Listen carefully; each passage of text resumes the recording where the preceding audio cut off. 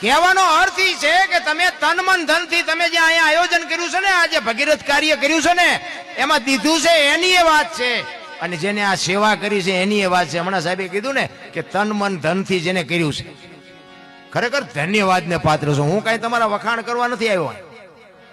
મેં તો મહાદેવને કીધું તો મેં કીધું 3 દીથી જાગું છું, પૂરા હુવા દે ને મને કે પણ આવજો ને યાર, કે અમારું આયોજન સારું છે ને, અમારા સમાજનું છે ને, ફલાણું છે ને, ઢોકળું છે ને, સારું. મેં કીધું હાલો. અને નરસિંહપુરા માટે મારે ખૂબ પ્રેમ છે. અને ઈ પાછો ભાઈડો મને કે તમે લેશો શું, લો શું આન મારે કેવું,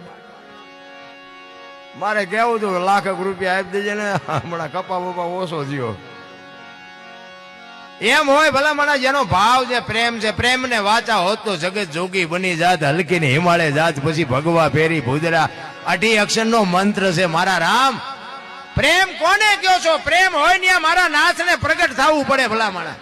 આ તમે રામદેવજી બાપાના અલગ ધણીના જે તમે આ ગાયું માટે પારેવા માટે કરો છો, ઈ એને નથી ખબર.